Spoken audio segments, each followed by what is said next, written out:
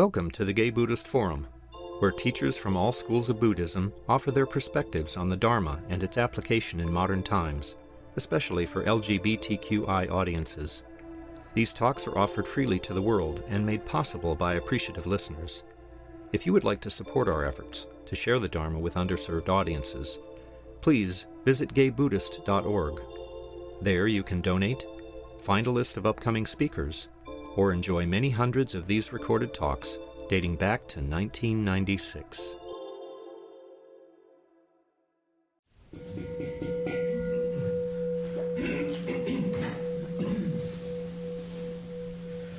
Welcome back, everyone, to the Gay Buddhist Fellowship. Our tradition is to go around and introduce ourselves by name. Before we do that, is there anyone by a show of hands who's here for the first time or returning after an absence?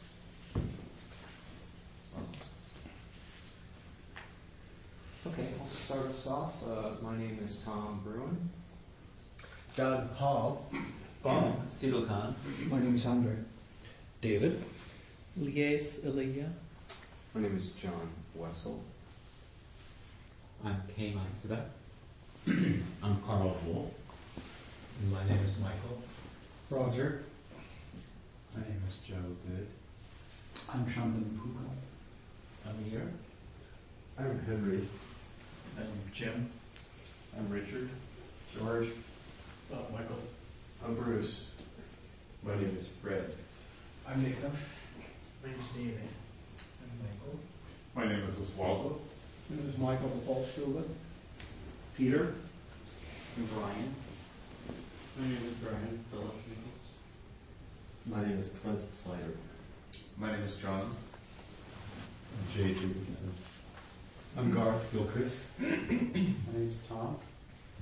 My name is Roy. I'm George. Good morning, I'm Eric. I'm Peter. Did we miss anyone? I'm Jana. Hi, John.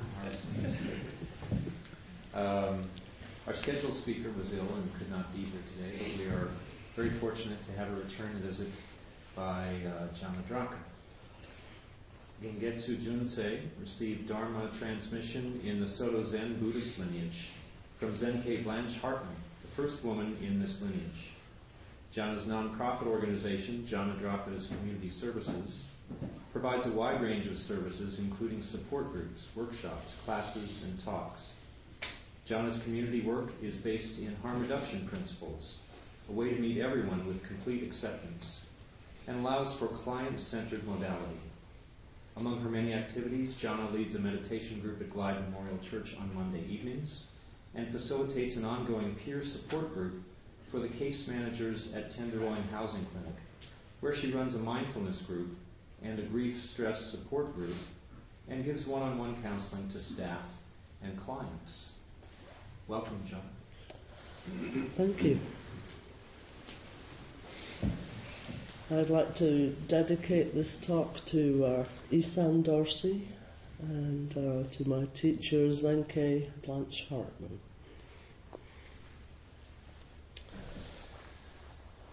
What a wonderful introduction. My goodness.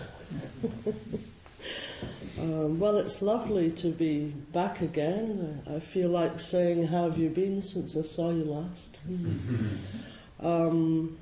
I always feel so at home here. I look out and there are just a whole bunch of Buddhas sitting here. And I get a little sad thinking that some of you might not realize that about yourself right now. And I hope in the time to come that we can all realize this together. It's very easy to be judgmental, especially on oneself. And sometimes we even project that out onto other people. When I was thinking of what to do today, I first came up with this great ritual, Shosan ceremony, which is where everybody gets a chance to ask a question and then we have a dialogue and then everybody gets to join in, and it involves drinking a cup of tea. And I love rituals. I think they're great fun. But a wee birdie told me that GBF is not always so keen on rituals. So we might develop that. I feel that rituals reach into the heart of something that you can't get at with words. But I understand it completely, because most of us didn't grow up in Buddhist households, and the rituals that we took part in might not really have felt they related that well to us. And the other aspect that I found interesting was there's a part in the ceremony where people would kneel in front of me. Now again, I didn't think, oh, that might look like, oh, great teacher kind of thing. So I hope you get to know me well enough to know that I wouldn't ask you to grovel on the floor in front of me, unless you really wanted to. But these are things that we'll get to know more about each other as we progress. And I sincerely hope the first thing you get to know more about is your own Buddha nature. I look out and I think, what's the separation between us anyway? What is this distance that we have? And every human being makes a wee distance between them and the next human being. And what I landed on for a possible topic today, although it can change if anyone asks a burning question, was actually what is at the heart of my work, which is harm reduction combined with meditation. I'll just briefly recap how I got started with this, in case some people haven't heard. Maybe 10 years ago, I was still living at San Francisco Zen Center, and someone asked, would anyone like to try to teach meditation to homeless people who had substance abuse problems? And I can relate to both of those things, so I thought I'll give it a try. And actually, the very first day to see someone get some peace who was in the middle of such dreadful circumstances, that was it. I didn't stop after that. But I noticed when I started working more broadly in the SRO hotels and so forth, that there was some kind of methodology that case managers, therapists, doctors, the staff I met were all using something that helped them to communicate with people much better than normal, and helped them to have better outcomes for the work they were doing in trying to help people to become stable and to maintain stable housing, and to either deal with a disability or perhaps be able to return to work. And I asked one of them directly, a wonderful gay man, one of my best friends, Jeff, and he said, oh, we all use harm reduction. And so I said, well, what is that? Because it seems so effective. And he said, well, it's a whole set of principles, and working with them allows you to be with anyone. You can actually fruitfully communicate with anyone using these principles. And he told me that in fact North America is very backward in this. Worldwide, harm reduction is used primarily aimed at drug and alcohol problems. India, for example, uses it very widely. I would have brought statistics with me, but my computer ran out of paper this morning, so I'll just, you can actually Google, of course, and look. The Harm Reduction Training Institute has all the information you could want. But I found that this methodology of harm reduction actually works with everyone. Because basically we all do something to keep things at bay, especially if you're in a situation where you feel like you can't quite deal with what's going on. So harm reduction was developed in the 50s in northern England, in Liverpool actually. But nowadays we have harm reduction and dieting, harm reduction and the World Bank, harm reduction in just about anything you could imagine. And basically it's a way of lessening any harm that you do to yourself. And if you're involved with friends or you work with other people, helping them to lessen the harm they do to themselves. So I did print out one thing so that I could have the actual details to share with you. And you might think, well, does this relate to Buddhism? And of course, in Buddhism, what's our first principle? Be kind. Be kind to others, be compassionate to others and to yourself. So, of course it has something to do with Buddhism. In fact, I brought a show and tell for this one. As some of you know, I practice Chinese calligraphy. It's a wonderful practice. It's a way to be right here. You can't possibly be thinking about anything else when you're working on your calligraphy. It just wouldn't flow. And one of my favourite calligraphers and tea masters is Ikkyu, I-K-K-Y-U, Ikkyu. And Ikkyu brought the tea ceremony to everyday people.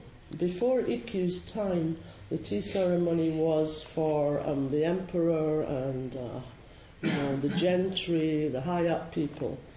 But Ikkyu one day was firing some teacups, and he overdid it, and they all cracked. And he brought them out of the kiln and looked at them and thought, oh no, I can't use those. The things for the cups for the tea ceremony have to be perfect. And then he looked at them and realised there was a singular beauty in each cup. And he started to use that. He kind of lowered everything down so that the tea ceremony was available to everyone. And in fact, in a traditional tea hut, the doorway is only about this high, so that everyone has to get down to the same level to get into the tea house. So, a very important figure you might want to look at. And this is my favourite calligraphy of his. And to copy someone's calligraphy is not seen the way it is, and it's not plagiarism. You're trying to attain the mind of the person. So, very wabi-sabi, very imperfect. And this is Ikkyu's calligraphy as done by Gengetsu Junsei. And it simply says, do no evil, do all good. And there's our baseline. There's what we're probably all trying to work on. Do no evil, do all good. Or do no harm, do all good. So, put Ikkyu up on the altar for a minute.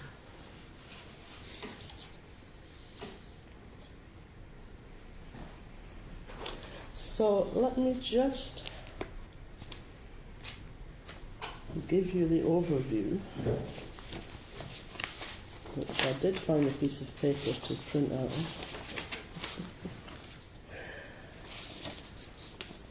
So, as I say, harm reduction was developed to deal with mainly with drug and alcohol issues.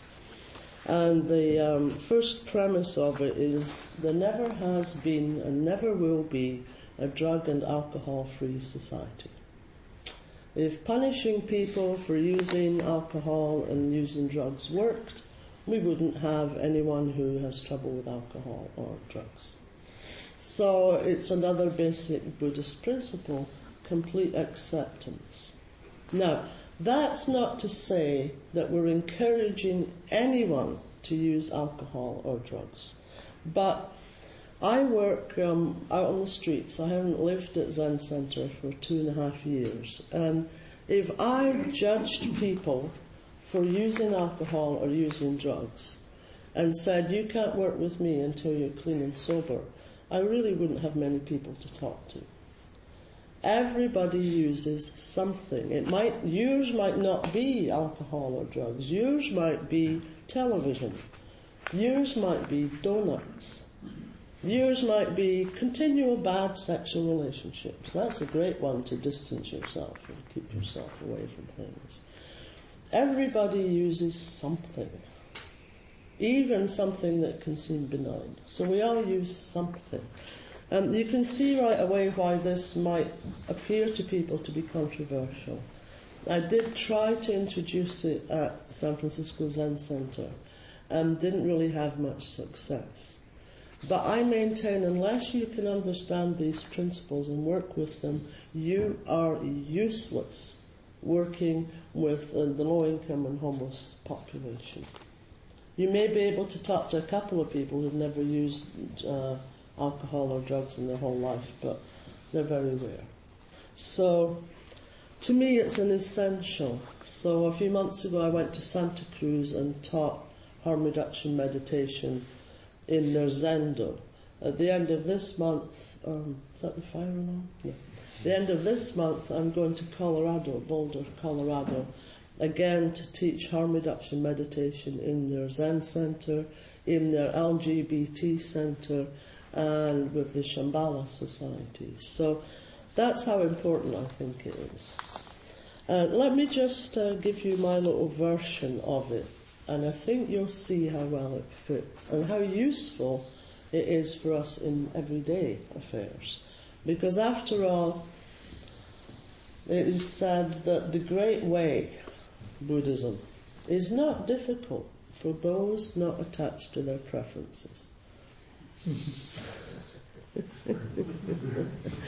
So in those not attached, for example, to judging others. As soon as you look at someone and judge them, you're distant from them. But how can you accept everybody you meet? And one very useful teaching on that came from my teacher, Zenkei Blanche Hartman. I can get irritated. You wouldn't believe it, but I really can get irritated at people. And one time in the monastery, I love the chanting. As I say, I love ritual and I love the chanting. And we're all chanting away. And one woman at the back was chanting in a kind of little girly voice. And it was so irritating.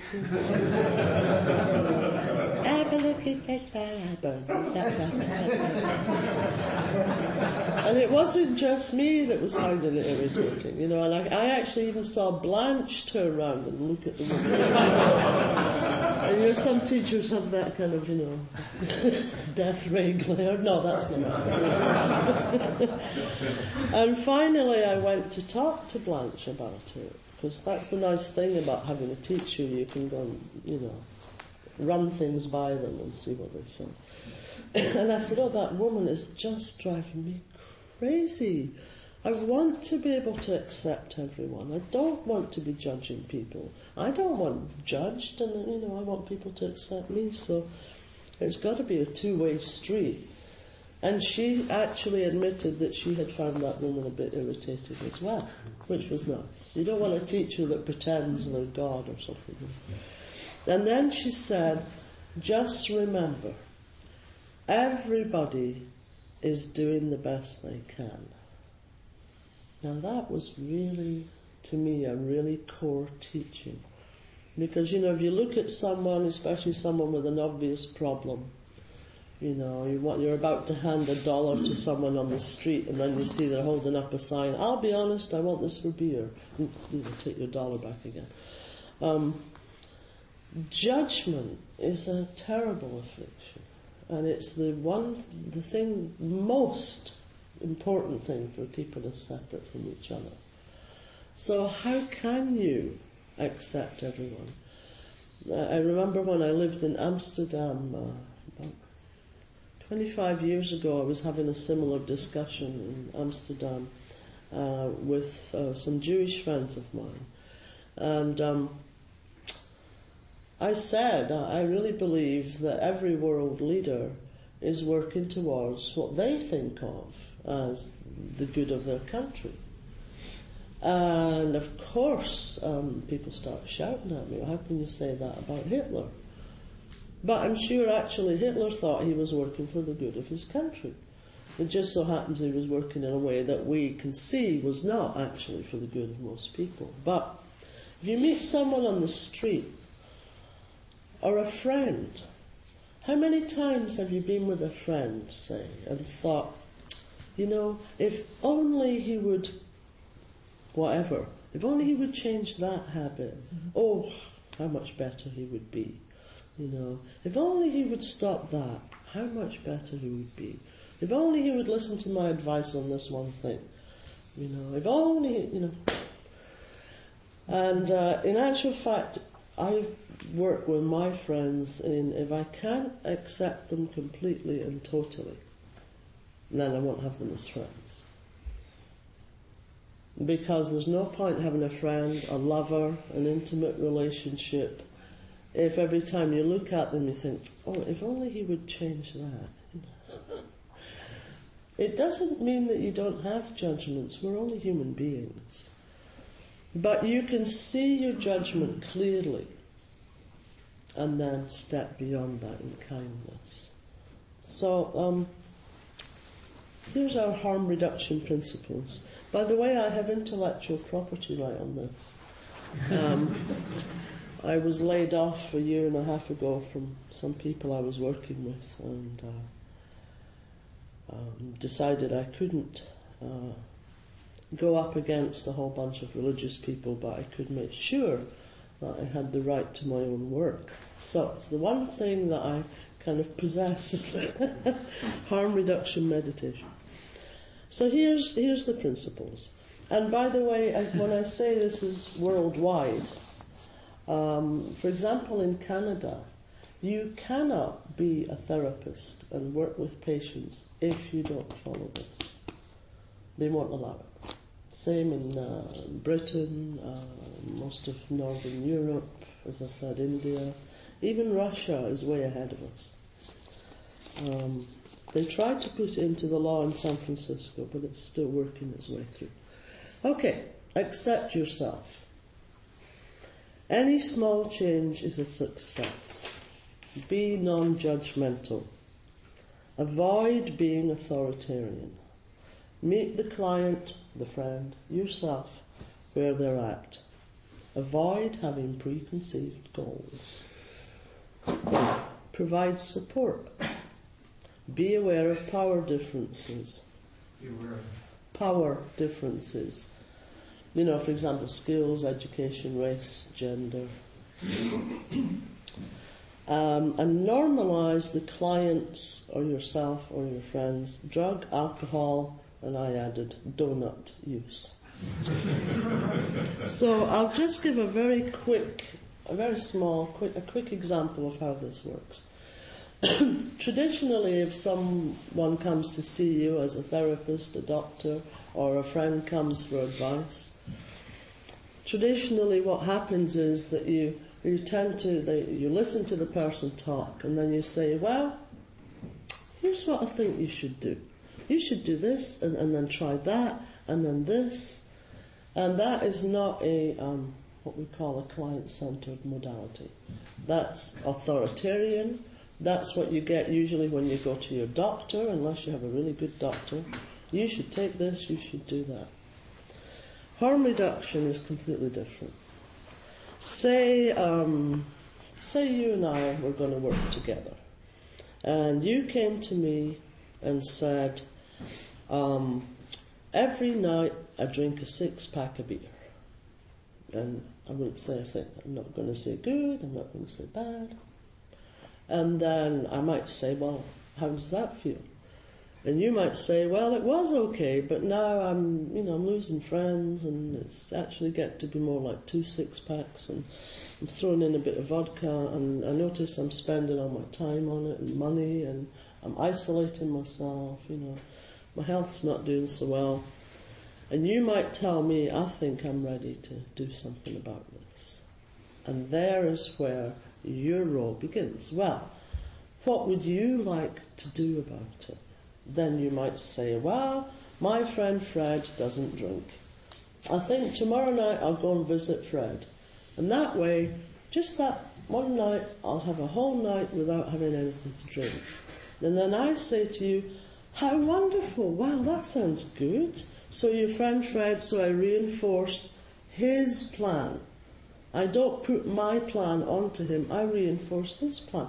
That's great, because it's much more likely to be successful if the person comes up with it themselves. That's great. So tomorrow night, and we just reinforce it. And then I'll say, well, I'll see you the day after tomorrow, and then you can tell me how it went. And that's the beginning of working with someone. Not going in with a whole load of ideas and a whole load of judgments about who they are and what they're doing, but finding out from them, what is it they're doing? Do they want to change it? Because you know something, if someone doesn't want to change or isn't ready to change, you can beat your head off a brick wall forever. And this is very important for those of you who are therapists, doctors and so forth. There are what we call the stages of change, and I won't go into all of that. But the first stage is pre-contemplation. The person thinks, okay, I use a lot of alcohol. I'm not going to do anything about it. And then we have the readiness for change and so forth. So if anyone's interested in the actual, the big word for it, the trans-theoretical model of change, if anyone's interested, you can simply look it up and Google it. I don't want to go too deeply into it because there's so much to it. But I wanted to make sure that everyone had the kind of basic understanding of how different this is. The more developed work in this area is called motivational interviewing. And that will give you the skill set necessary to successfully carry out any of this kind of work with friends, with yourself, with people you work with. The reason that motivational interviewing is of such interest, I should have written down the authors of the book, but just look for that book in the library, Motivational Interview. In the opening chapter, it says, most people, when they're trying to help others, try to fix them. This is the very few people in the world that understand that you can't fix someone else. And it said, well, one of the groups that we know doesn't believe they can fix other people are Buddhists. He said, there we are a shining example of those who accept others as they are and don't try to fix them. So there you go. If you want to be a good Buddhist, you'll have to accept others as they are and try not to fix them. Because remember, we can't fix other people. I'd like to just pause there and see if there are any questions about what I'm talking about, because I know this is a wee bit different than usual. Plus, I don't see why it should just be me talking. So, yeah. So I totally agree with what your proposition is. I get really frustrated with my clients, for instance, for a lot of the same people that you work with, who just want to talk about it but not change anything. Well, And they just want somebody to listen to it. They're not ready to do anything about it. How do you handle that?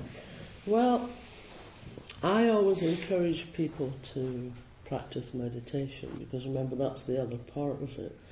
And firstly, you can't, again, I'll just repeat, you can't do anything with someone who's not ready to even take that first step.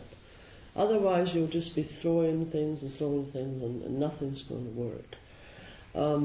I've tried over the years, but if someone is not, you can try talking around it and see if you can help them to see that it's trashing their whole lives. But if people don't see it and they're not ready, there's very little you can do. But I would say try to get the people to practice mindfulness, because that increases awareness. And when they're more aware of the effect that things are having, then they may become ready to change. Do you ever get too frustrated to work with people? Oh, yeah. But then the thing is, that's a challenge for me to look at myself. when I used to go to one of my teachers, not Blanche, I actually have a couple, and one of them would never let me talk about other people. I'd go in there and say, do you know what he did to me? Did you know what he said to me? And she'd say, stop. You know, what? I can't complain about other people, you know. And she said, but if you say that he did something to you, you're giving him your power. So, now tell me that again. Well, he said that, and then my reaction was, because I can't fix other people, but I can work on myself. So usually when something hurts you, it's because it relates directly to what you think of as yourself. So it's a good opportunity to look in. But I can think of a couple of people right away that have irritated me beyond belief. But I also notice, because I work with therapists and case managers, I notice it is my expectation. You know, I expect that, for example, I got someone housing and they wouldn't even turn up to the appointment to get the housing, after they'd complained to me for 6 months that they had no housing. I was so irritated, because of course that was the best thing. I knew best for them. You know, and that's what gives burnout to case managers therapy. Of course it's you know, obvious, it's clear as a nose on your face what that person should do. You know, but they won't. You know, and that causes us to burn out, and with friends too. You know, if only. You know. So again, the most useful thing in that is to look at yourself. When I'm teaching burnout prevention, I always say that. What is it that's driving you nuts about that person? You know, they won't do the thing that's obviously right. Well, maybe they can't. So it's just a good opportunity. And one other thing that works so well, remember that our practice, our meditation practice, is not just a passive thing. And it can actually transform parts of ourselves, transform old habits and so forth. So if you look at something like irritation, there was one person that every time I saw them, I felt angry. Felt hurt and pissed off and angry every single time I saw them. But they wouldn't speak to me, so there was nothing I could do about it. And week after week I saw them, and every time, I mean, they only had to walk in the room, and I was like, In fact, I just had to think of them, and I was like, You know. And then one day they were walking past me on the street and giving me the death glare as usual, you know. And I looked at them and suddenly I smiled. And I went, how are you? Good to see you. And they continued to give me the death glare, but my heart immediately healed up. So it's not just our clients or our friends that are caught in old habitual responses, it's us. And we can actually live a much more peaceful life if we can work with the way that we respond to people. And our meditation's the best thing for that, because you can see all that coming up and see how you respond and take a moment to see that might not be fruitful. So of course the first place the harm reduction has to work is right here. Then another aspect of it that I find so wonderful is forgiveness for yourself. That you're not holding yourself up to some high expectation. You know, as Buddhist monks we take vows to save everyone, and yet we know we can't. You know, there's always going to be that shortfall. So an attitude of kindness and acceptance first for ourselves is really, really important. But it's a great question, because that's the burnout point, and that's a terrible frustration point. You know, if only they would do the obvious thing, you know. But then if only we all did the obvious thing. I mean, I bet, okay, hold your hand up, raise your hand if you've got complete control of yourself, and you never do something and then later think, oh, I wish I hadn't done that.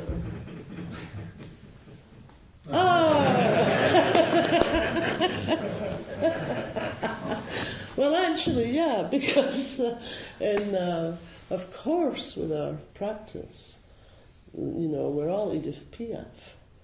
No regrets. No, I won't go into say. Anyway, what time? I've forgotten. What time am I supposed to stop? We have about 15 minutes. Oh, that's awful short. Well, I'll just round up very quickly. But I'm happy to talk about this with anyone. To me, it's a great way to work and a great combination with our meditation.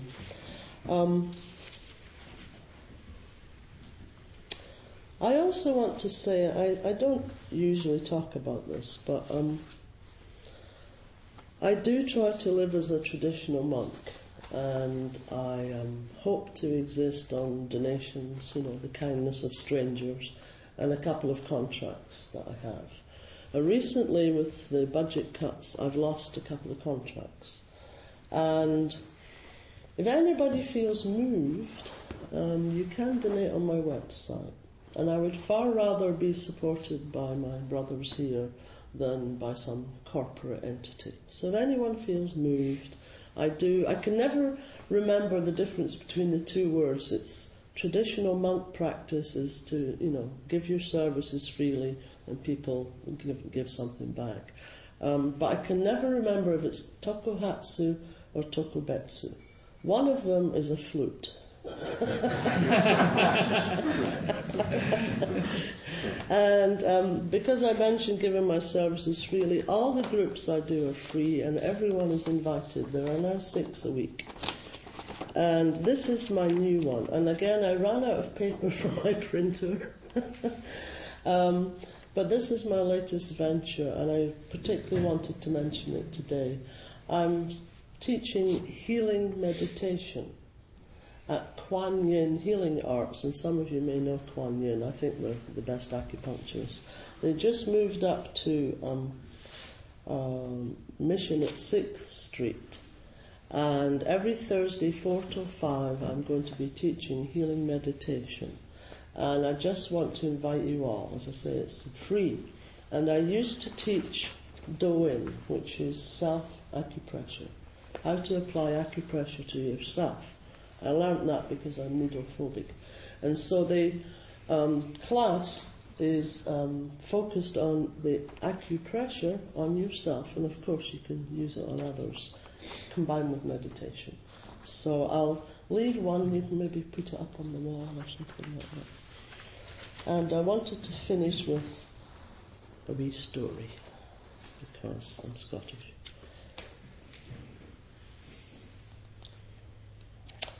So this is one of my favourite stories. I marked a few, but of course I've spoken for way too long. Okay, here's one of my favourite stories on loving kindness.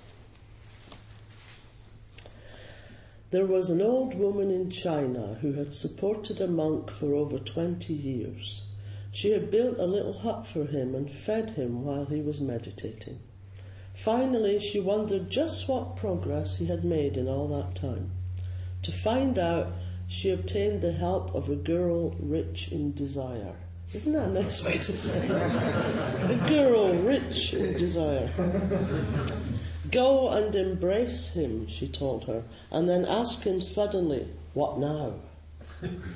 The girl called upon the monk and without much ado caressed him, asking him what he was going to do about it.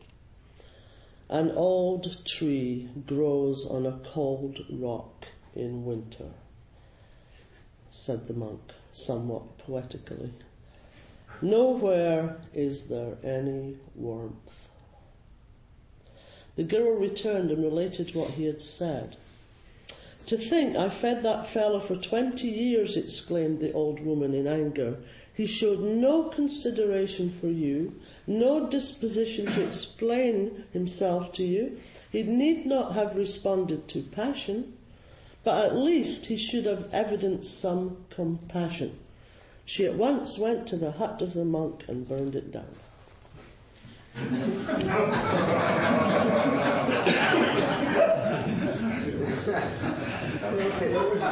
Now, I'll leave you to figure out the moral of the story. If that one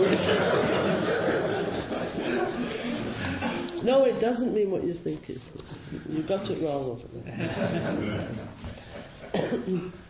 So, just a warning story to always display compassion and loving kindness. And once again, I'd like to throw the floor open. We have 10 minutes or so. 10 minutes for questions. For questions, answers, rebuffs. Just a question about your latest venture, the healing meditation. Is it more focused on mental and emotional healing or physical issues?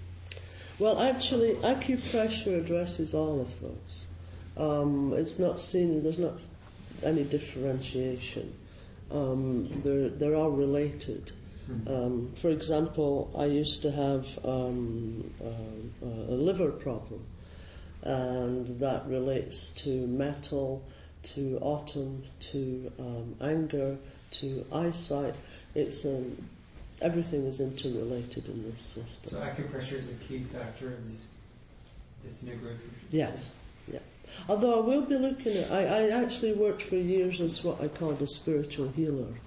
And I have quite a few different healing methodologies at my fingertips. So I thought we'd start with the acupressure because it's in an acupuncture place. But I would like to look at other modalities, such as I was a chromotherapist for many years, working with colours, which is very interesting. And so we may branch out eventually. What is your website? JanaDrakka.com. Simple like me. Yes? I'm curious about teaching meditation to substance abusers. Yes. I would think it would be either difficult or I mean, if they're in withdrawal, they're going to be so distracted they're not going to be able to focus. And if they're under the influence, is it going to be more zoning out or... Yeah, that's... Well, that was the initial challenge, of course. But if we don't try to share our zazen or our meditation with everyone, then if it's not any use for everyone, then what use is it, is my idea. And of course it is much more difficult to meditate when you're using something. In fact, I've recently been asked to teach in a cannabis dispensary, and I said, well, you do know I teach in harm reduction methodology, so even if folks are using cannabis, I'm going to tell them to use less. And they said, no, that's fine. We just want to promote good health. So basically we're talking about people who, hardcore was the drug users were the first people I started working with. And if you had to wait until they weren't using or going up or coming down, you would never be able to work with people. So that's where, even in what could be seen as a very extreme situation, you have to be able to meet people where they're at. So I should be writing all of this down, I must at some point, but I started to develop things that would work better for that population. For example, I do 10-minute meditations, never more than that usually. 10 minutes is exactly the time it takes for a Jones to go through, for a strong desire for a drug to come into your mind and go away again. So you immediately look at tools. Okay, here, I'll give you this tool. Now, if you can, the next time you're craving, do this for 10 minutes, you'll see your craving has gone by and you might have an hour free, Or, different ways. For example, it might not be easy to see thoughts coming up. That's difficult enough when you're clear in the mind. So I make games, like for the thoughts, to see the thoughts, we do the conveyor belt game, where we meditate, but we're looking at a conveyor belt. And a thought is what's on that conveyor belt. So it's a matter of quickly, for some reason I was quickly finding the skills to do it, making things into games, making things really enjoyable. And it does have an effect with folks. And I would feel badly if I thought that I'm only going to teach this to people that can do it. but it is effective. And in fact, if you go and have a look at harm reduction stuff online, there are great statistics for the lessening of things like hard drug use. But of course, even in America, we do syringe exchange, and that's part of harm reduction. So again, someone might be doing something that's very dangerous to their lives, but we can lessen the danger by giving them a clean syringe. There's a friend of mine who's a Tibetan monk who works in needle exchange in his robes. So we're getting involved. Yes. A concept that frustrates me quite a bit is the concept that everyone is doing their best. Now, if everyone were constantly trying to think of being mindful, then everyone is doing their best. But I know that even for myself, and most especially for myself, what I perceive to be my self-interest, which really is not my self-interest, often colors the choices that I make, even when I'm trying to be mindful. So, am I lacking in perspective? Is this just more universal than I can even begin to comprehend, or could you speak to that? Well, when I was discussing with my teacher, Blanche, how to work with folks with addictions and things, and she said to me, I said, well, what advice would you give to someone you were working with? And she said, well, if you reflect on your actions and they're not fruitful, then you stop doing them. And I was like, wow. If it were that easy, then, we'd all be walking around kind of perfect. That's where the forgiveness of yourself even, you started to talk about other people, but then you pointed it out yourself as, of course, the only person you can work with, You have to be forgiving of yourself. There's no such thing as a perfect person, I've got bad habits. Heaven forfend, I have bad habits. I really think it's part of accepting human nature. Lao Tzu said, accept disgrace willingly, accept illness willingly, because without a human body, without the blessing of a human body, how could you experience even those things? One of those sayings. Yeah.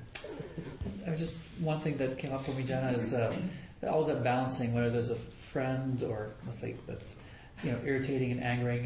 It's always that, like, how much do I need to work on myself and accepting and being forgiving versus, like you said, keep them out of your life and accept them. As if you can't accept them, let them go, which I don't do. I don't rarely ever let people go. It's always a thing. So it's that whole being kind to myself, being kind to other, and what that balance is. It's a challenging. To me, it's not something you can just apply across the board. I think you have to look at every single interaction as it arises. Yes, I have friends that drive me crazy, and they're still my friends. And the fact is, there are things that I have to accept. Otherwise, if you were looking around for this person that doesn't, for this Ken doll somewhere with no faults, well, who'd want a Ken doll anyway? You might as well just go and buy a little plastic one, keep it there so it doesn't ever have a crack in it. Remember the other great sage that some of you love, Leonard Cohen. There is a crack in everything. That's what lets the light in. So I'm happy to be cracked. Yes? With harm reduction principles, it brings to mind the failure of some of the zero tolerance policies for school sports with alcohol, drugs, or smoking. And it seems to me that they shut out kids from something that may very well be the thing that saves them. For so many kids, it's sports or the team, working as a team, exercise, and whatever it gives them, yet they're completely shut out if they even use anything or if they smoke or anything. And it seems like that zero tolerance then has dropped to the side a lot of at-risk kids who then may fall even further Yes. by the zero tolerance policy. No, I completely agree with you. I mean, one can understand a zero tolerance policy, like San Francisco Zen Center, zero tolerance. You can't take alcohol or drugs in there. But something like that, I myself was selected. I played field hockey. I'm almost exactly my father, close. And he was a great goalkeeper, so I played soccer and then field hockey and anything with a ball in it.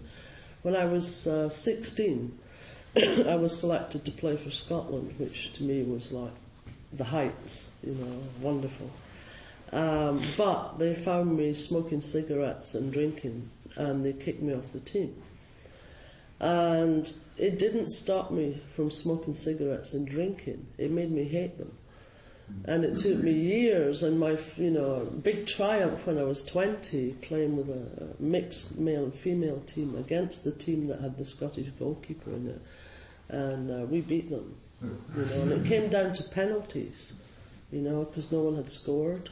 And I saved all of the penalties, and we won. So, I mean, it took years, but I think it can have, I think we have to have some leeway, you can't expect perfection from the start. And I know it's a tough one. I mean, when I spoke at the National Harm Reduction Conference in 2006, and the guy on the panel with me was also a priest, and his whole occupation was to go around churches, Zen centers, schools, and so forth, and talk about harm reduction and why it's really important to keep the door open for people. Because, as you say, once that door's shut in your face. Thank you for bringing that up. Yes.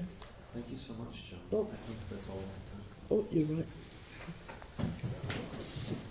Are there any announcements?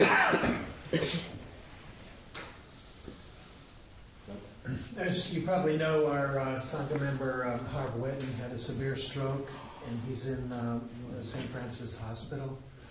And his 2 adult nephews have come out from Washington, D.C., and they would like to fly him back east, but he's so bad he's going to be here for a while. And so they were asking if there's some place, like a rehabilitation place or something, here in the city. And I know that health profession people are often in the Sangha here. So if you know have some recommendation about that, please see me afterwards, and I'll pass it along to his nephews.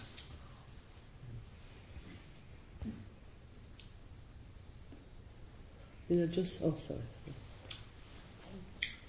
Oh, okay. I'm Ken Matsuda. I'm the host this morning, and welcome to GBF. Please stay for a social hour or a period, and enjoy tea and refreshment. And if you use cups, please wash them and put them back on the rack.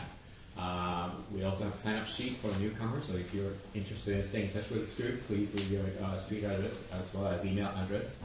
And usually a group of people who go out and have lunch. A group typically meets around 12:30 near the front door. So if you're interested in joining them, look for the group. And finally, I'll be coming around with a Dana ball, and I would suggest the donation is $5 to $8, and we would appreciate your support. So thank you very much. I just wanted to add, if anyone ever wants a well-being ceremony, I'm the priest at San Francisco Zen Center every Wednesday, and we can certainly either do one here, of course, or do one there. And they're kind of very powerful, and everyone could come if we ever want to do that kind of ceremony. It's a great comfort, and I actually see it being a great help to the person that we chant for. So we can certainly, if anyone's ever interested, just get in touch and let Tom know. Any other announcements? We don't have any more slots for the retreat, so we don't. All right. But I do know, are we doing a booth for Castro Street Fair in Montana? No, it just I couldn't. I just didn't want to take on responsibility of myself, and I couldn't find others who wanted to get involved with that. So I just said, sorry, not this year. Why don't we gather in a circle?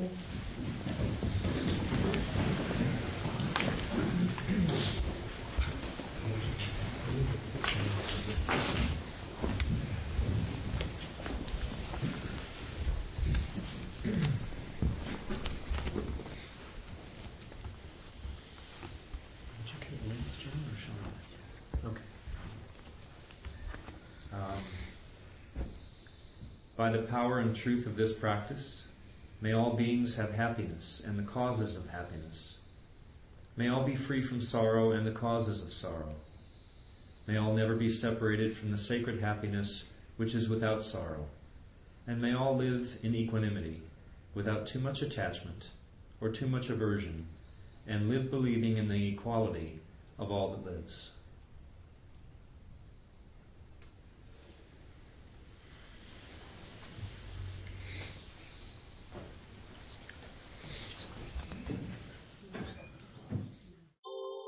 Thank you for listening to the Gay Buddhist Forum.